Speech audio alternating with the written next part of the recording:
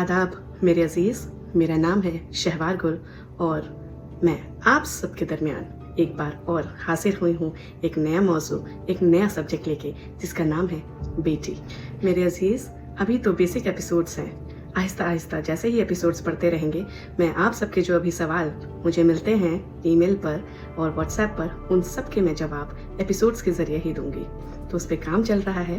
तब तक आप ये स्टार्टिंग के एपिसोड्स देखिए, क्योंकि अहम यही है कि हम बेसिक से चलें, हमें हर रिश्ते की शुरुआत पता हो, हमें ज़िंदगी की शुरुआत पता हो, ताकि आहिस्ता आहिस्ता कैसे आगे बढ़ना है वो हमें मालूम चले। जब शुरुआत ही नहीं पता होगी, जब नींव ही नहीं पता होगी, तो फिर हम आगे बढ़े या पीछे रह जाए, उससे कोई फर्क नहीं पड़ेगा।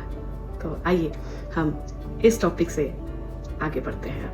बेटी। दुनिया कहाँ से कहाँ पहुँच गई टेक्नोलॉजी में। पहले सिर्फ नॉर्मल डिलीवरीज हुआ करती थी जो दाई बुआ करती थी।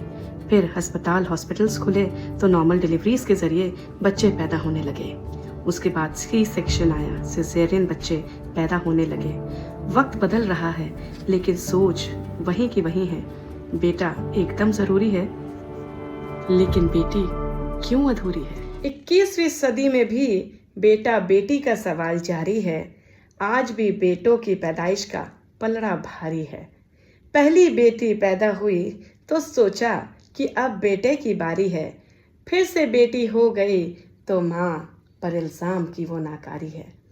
खुद गर्ज ना बनो, तुम्हें पालना बच्चों की थोड़ी ना जिम्मेदारी है। पैदा किया है तुमने उनको, पालना तुम्हारी कारगुजारी है।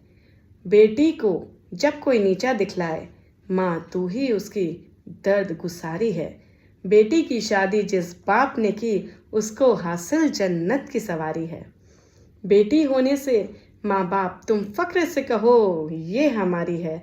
उसको गले लगा के कह दो मेरी बेटी बहुत ही प्यारी है। ये तो पत्थर की लकीर है कि बेटी खुदा की दुलारी है। क्या खुदा की शान, उसकी रहमत, क्या उसकी शुक्रगुजारी है। परेशानियां, मुश्किलात, उलझने क्या दुनिया में कम है अभी। जो बेटे नहीं बेटी होने का गम मना रहे हो तुम सभी। पलड़ा भारी है आज भी बेटे का, तो होगा बेटी का भी कभी। इतने तालीम याफ्ता होके भी किस जंजाल में फंसे हो तुम भी। बेशक ये सच है कि कुछ रस्म अभी भी नहीं बदली हैं कि बेटियां विदा हो जाती हैं, फिर लौट के घर नहीं बसा पाती हैं अपने माँ बाप के साथ, अपने भाई बहन के साथ। ससुराल अपना हो जाता है और मायका पीछे छूट जाता है।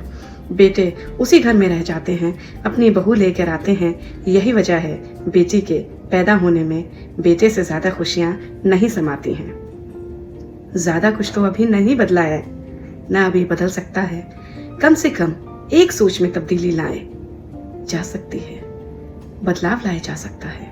वो है, अगर बेटी या बेटियां पैदा होती हैं तो उनके आगे बेटों की ख्वाहिश रखना ये ना दिखाएं आप।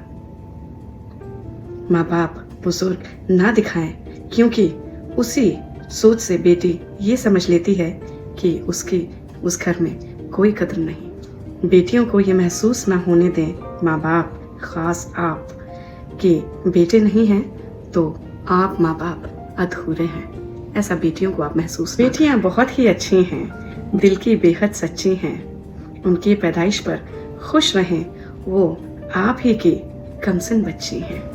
बेटी बहुत ही अच्छी होती है, उसके साथ वक्त गुजार के देखिए।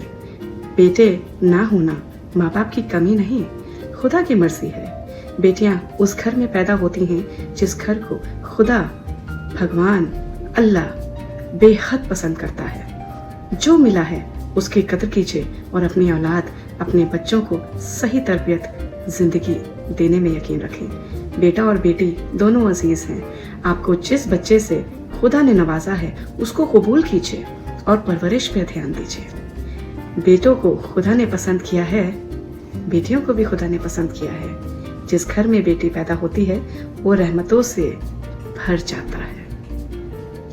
खुदा उस घर में बरकत और तरक्की अता फरमाता है जिस घर में बेटी को राहत और रहमत समझा जाता है।